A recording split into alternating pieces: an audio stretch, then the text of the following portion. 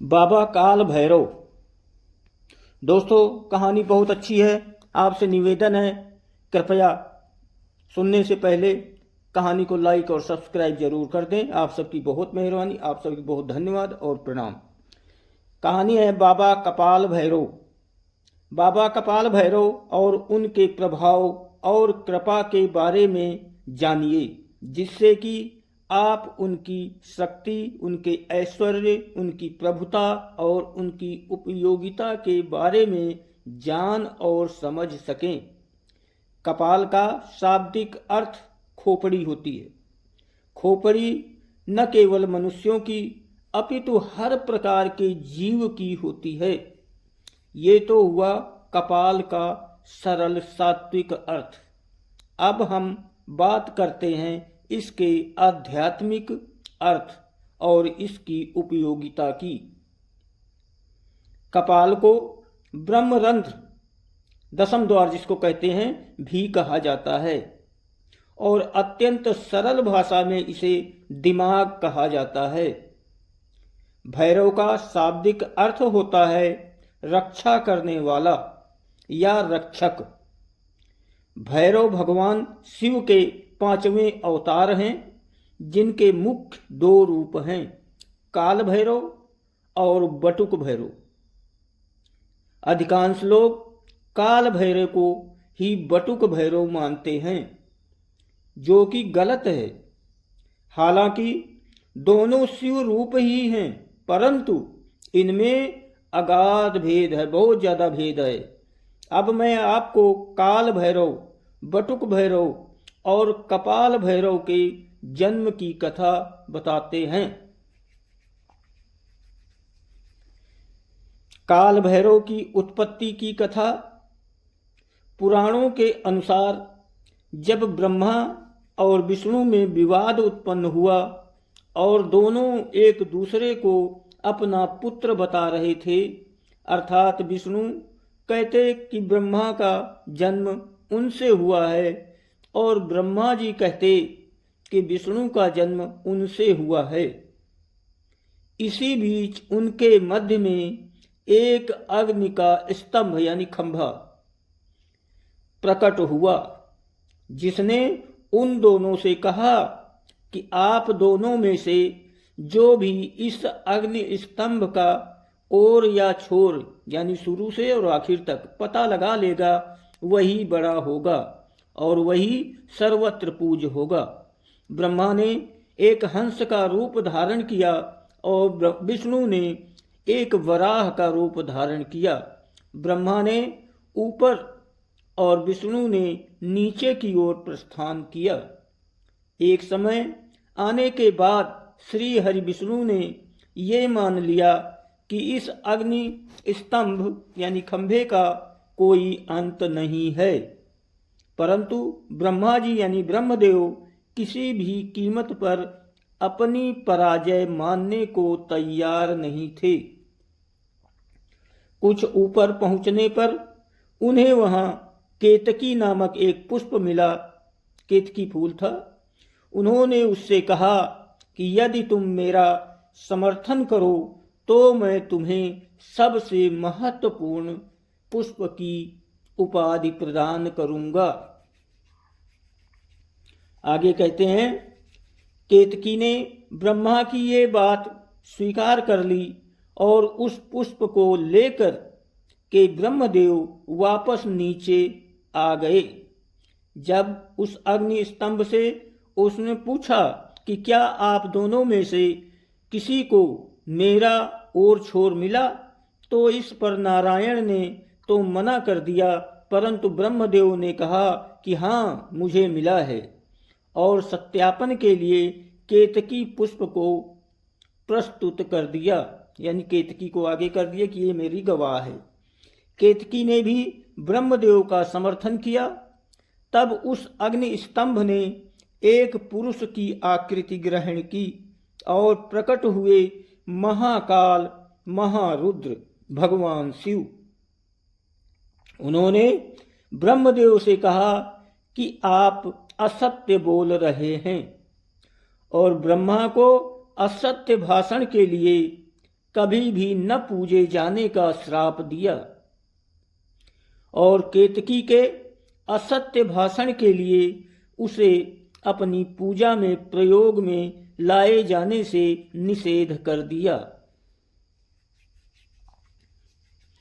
तब ब्रह्मदेव ने क्रोधित होकर भगवान रुद्र को अपशब्द कहना आरंभ कर दिया और स्वयं को सबसे बड़ा बताने लगे। उस समय ब्रह्मदेव पंचमुखी होते हैं। तब भगवान शिव को आभास हुआ कि ब्रह्मदेव में अहंकार व्याप्त हो रहा है, यानी इनके अहंकार है। और सृष्टि की रचना में यदि सृष्टि रचना से पूर्व ही अहंकार व्याप्त हो गया तो असमय ही संपूर्ण सृष्टि अहंकार के भाव से ग्रसित हो जाएगी। इसलिए उन्होंने अहंकार रूपी ब्रह्मदेव के उस 5वें सर को काटने का निर्णय लिया। परंतु इसमें भी एक समस्या थी। भगवान शिव इस बात को जानते थे कि यदि उन्होंने ब्रह्मदेव का सर काटा तो उन्हें ब्रह्म हत्या का दोष लगेगा,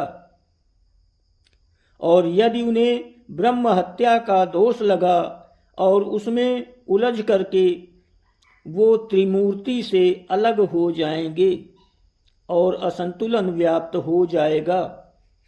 इसी कारण सर्वसमर्थ भगवान रुद्र ने अपने ही अंश से एक ऐसे विकराल गण को उत्पन्न किया जो कृष्ण वर्ण के थे।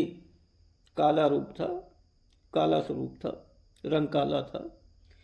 अस्थियों के आभूषणों से सुशोभित थे। उस दिव्य पुरुष को देखकर और उनकी गर्जना को सुनकर ऐसा लगता था मानो लाखों भयानक काले मेघों ने जीवंत रूप लेकर के गर्जना की हो। उनकी जटाएं देखकर ऐसा प्रतीत होता था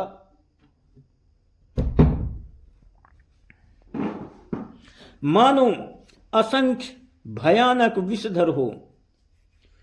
उनके मस्तक पर श्वेत त्रिपुंड की 3 रेखाएं ऐसी लगती थी मानो चंद्रमा ने उनके ललाट पर सुशोभित होने के लिए स्वयं को 3 टुकड़ों में विभाजित कर लिया है।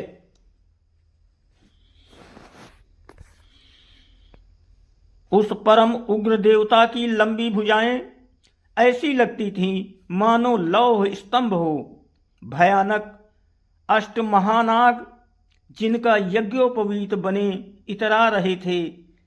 कमर पर बंधे मोटे मोटे घुंघरुओं से ऐसी आवाज आ रही थी जिससे हृदय विदीर्ण हो जाए। उस महाकाय महाबाहु गण को भगवान शिव ने स्पष्ट शब्दों में कहा कि ब्रह्मदेव के 5वें सर का छेदन कर दो।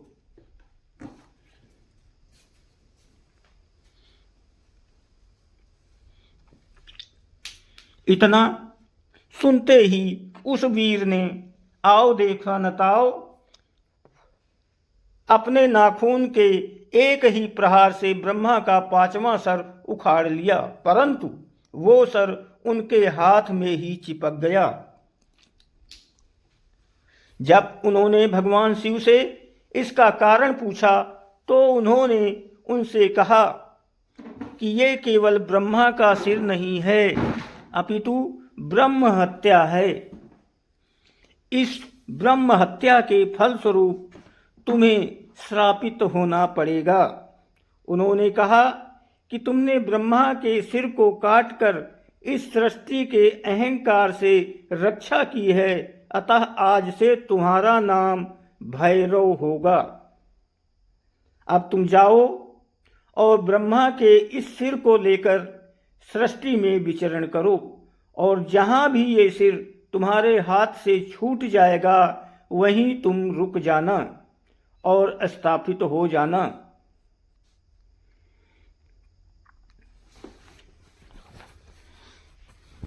उसके बाद भैरव ने उस सर को हाथ में लेकर सृष्टि के चक्कर लगाने शुरू किए। वो सारी सृष्टि में अत्यंत काल तक, अनंत काल तक भ्रमण करते रहे, परंतु कहीं भी वो सर उनके हाथ से नहीं छूटा। परंतु सृष्टि के चक्कर लगाते लगाते उनकी गति इतनी तीव्र हो गई कि वो समय से भी आगे निकल गए, बहुत तेज हो गए, समय भी उनके साथ नहीं चल सका। जब भगवान नारायण के कर्ण कुंडल गिरे और काशी नगरी स्थापित हुई, तब वहां पर भगवान भैरव के हाथ से ब्रह्मदेव का वो कपाल छूट गया।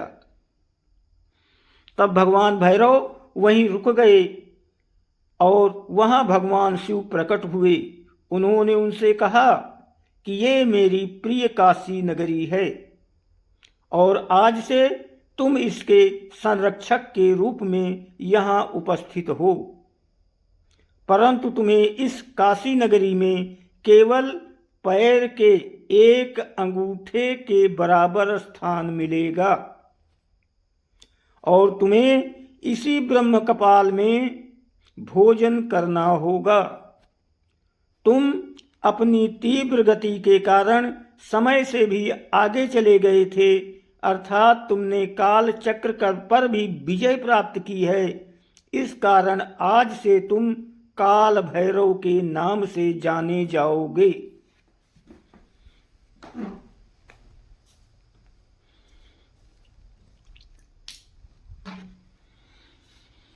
तुम काशी की पवित्रता और काशी के भक्तों की रक्षा करोगे।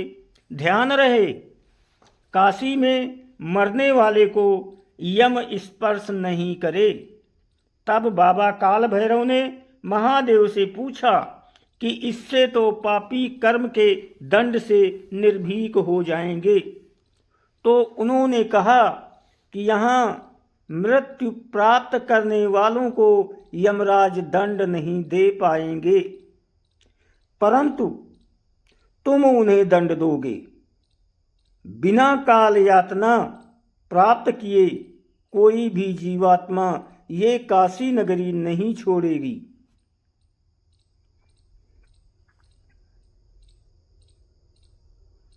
जिस जगह पर वो अग्निस्तंभ प्रकट हुआ था, वो जगह आज के समय में अरुणाचल प्रदेश में स्थित है और जिस स्थान पर ब्रह्मा का कपाल छूटा था, वो जगह आज के समय में वाराणसी स्थित कपाल मोचन तीर्थ है। इसी कथा से संबंधित बाबा कपाल भैरव के जन्म की कथा है, जिसके बारे में मैं आपको आगे बताऊंगा। अभी हम बाबा बटुक भैरव की जन्म कथा के बारे में बताते हैं। बाबा बटुक भैरव की जन्म कथा, आप सभी को उस कथा का ज्ञान होगा जब परमेश्वरी महाकाली को शांत करने के लिए परमेश्वर भगवान शिव माता के चरणों के नीचे लेट गए थे। तब माता काली को जिस पश्चाताप ने घेरा था, उसके कारण माता ने भगवान शिव से ये वचन लिया था कि आज के उपरांत वो कभी उनके सामने भूमिसाई नहीं होंगे। तब भगवान ने उन्हें वचन दे दिया, परंतु कालांतर में जब माता ने दारुक नामक असुर का संहार करने के लिए पुनः काली स्वरूप धारण किया और वो नियंत्रण से बाहर हो गई, तो भगवान ने वचन बंधित होने के कारण एक नन्हे से बालक का रूप धारण किया और माँ माँ कहकर काली माँ को पुकारना आरंभ किया।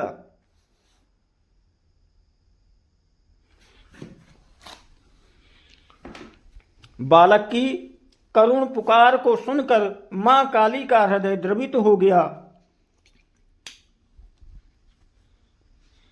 और वो अपना आक्रोश भूलकर उसे गोद में लेकर लाड़ प्यार करने लगी और उनका क्रोध शांत होकर उनका उग्र रूप शांत हो गया। तब उस बालक से माँ ने पूछा कि तुम कौन हो? तो उस बालक ने उत्तर दिया कि मैं शिव हूँ। तुम्हें शांत करने के लिए मैंने ये बटुक रूप धारण किया है। बटुक का अर्थ होता है बाल रूप। तब माता ने कहा कि आप अपने पूर्व रूप को धारण करिए। तब भगवान शिव अपने शिव रूप में आ गए।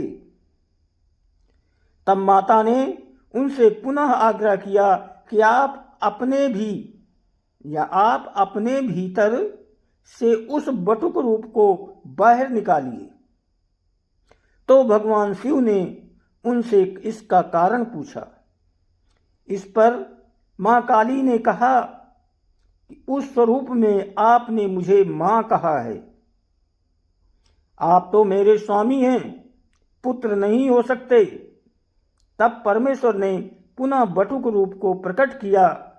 तब माता ने उनसे कहा कि आपने इस बटुक रूप में संसार की रक्षा की है मेरे क्रोध से, इसलिए आज से आपको भैरव की उपाधि दी जाती है।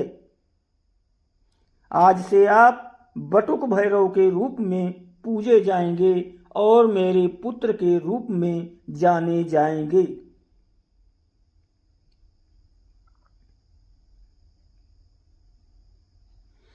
बटुक भैरव पापियों के काल हैं। उनकी उपस्थिति जहां साधकों को सुख का आभास करवाती है, वहीं वो बालक 5 वर्ष की आयु में भी पापियों का काल है। सोचिए कि जिस बालक ने मां काली के क्रोध को शांत कर दिया, उसके सामने कौन ऐसा है जो अपनी शक्ति दिखाएगा। ये थी बाबा बटुक भैरव की उत्पत्ति की कथा।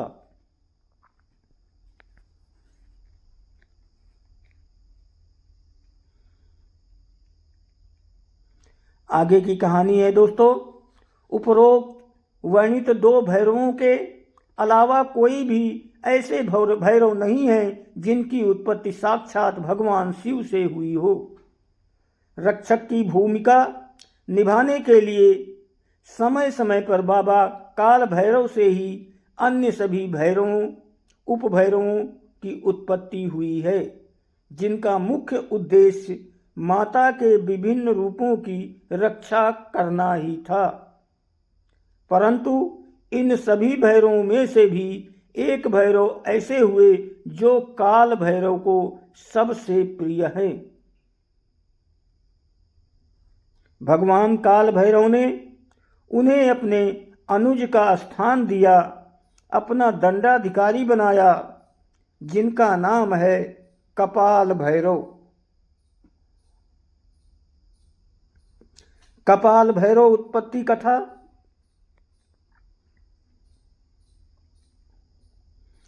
यहाँ कपाल भैरव के जन्म की उत्पत्ति की कथा बताने से पहले मैं आप सबकी बाबा कपाल भैरव की कुछ विशेष बातें बताना चाहता हूँ। और अध्यात्म में सिद्धि की पराकाष्ठा कपाल भेदन क्रिया को माना जाता है। इस कपाल भेदन के मुख्य रूप से 2 प्रतीकात्मक या मुख देवता हैं। सर्वप्रथम है माता छिन्नमस्ता, जिन्होंने स्वयं अपना शिरच्छेद कर दिया था, और दूसरी है भगवान परशुराम की माता और ऋषि जमदग्नि की धर्म पत्नी माता रेणुका, जिनका सर पिता की आज्ञा से स्वयं भगवान परशुराम ने काट दिया था। जिस प्रकार सर्प जागृत कुंडलनी का प्रतीक होते हैं, उसी प्रकार ये दोनों माताएं कपाल भेदन क्रिया की प्रतीक एवं पराकाष्ठा हैं। परंतु शास्त्रों के गूढ़ जानकार इस बात को जानते हैं कि इनके अलावा कुछ और देवता भी हैं जो कपाल के अधिष्ठात्र देवता हैं, जिनमें प्रथम है माता हिंगलाज, ये 52 शक्तिपीठों में प्रथम हैं। यहाँ पर माता सती का ब्रह्मरंध्र गिरा था, यानी कि माता सती का कपाल, और दूसरे हैं बाबा कपाल भैरव, जिनकी उत्पत्ति साक्षात ब्रह्मदेव के ब्रह्म कपाल से हुई थी। इन्हीं बाबा कपाल भैरव की कथा अब मैं आपको बताने जा रहा हूं।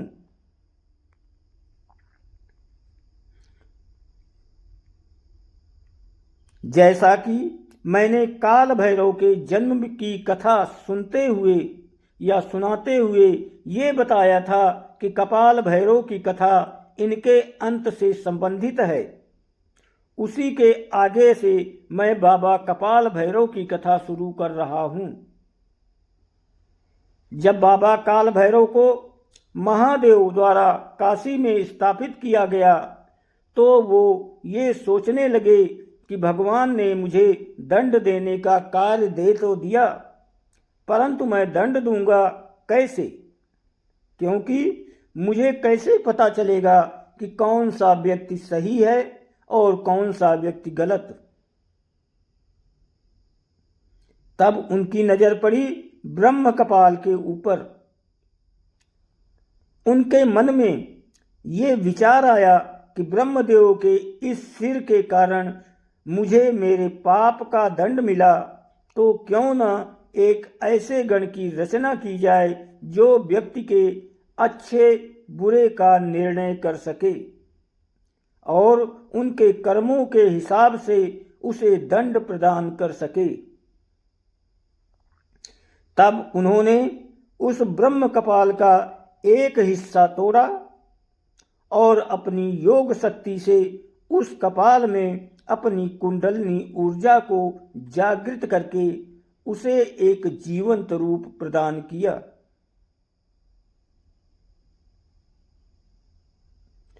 उस कपाल के अंश से जिस गण का प्राकट्य हुआ वो गण अत्यंत भयानक थे, साक्षात दूसरे काल भैरव के समान ही प्रतीत हो रहे थे।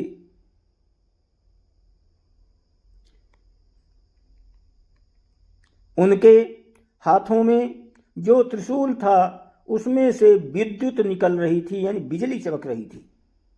हड्डियों के टकराने का सा उनका अट्टहास था।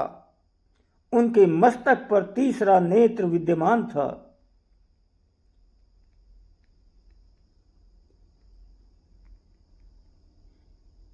परमेश्वर शिव के समान ही वो सर्पाभूषण धारण किए हुए थे, यानी सर्प लिपटे हुए थे। उनके एक हाथ में कपाल था और दूसरे हाथ में त्रिशूल। भगवान काल भैरव ने उन्हें देखते ही प्रसन्नता से उन्हें अपने हृदय से लगा लिया और उनसे कहा कि तुम ब्रह्मदेव के खंडित कपाल से प्रकट हुए हो और तुम्हारे अंदर मेरे कपाल की ही ऊर्जाएं हैं, अतः आज से तुम्हारा नाम कपाल भैरव होगा।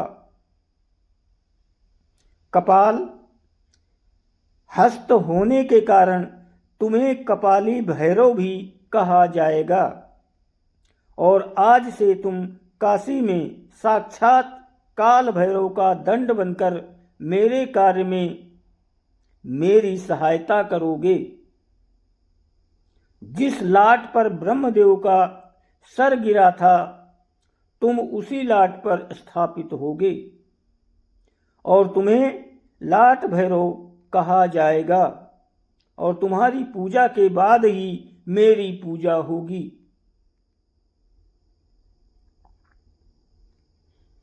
इसी कारण से आज भी बाबा कपाल भैरव का ध्यान किए बिना भगवान काल भैरव की पूजा नहीं की जाती। दोस्तों, कहानी को लाइक और सब्सक्राइब जरूर करें। आपकी बहुत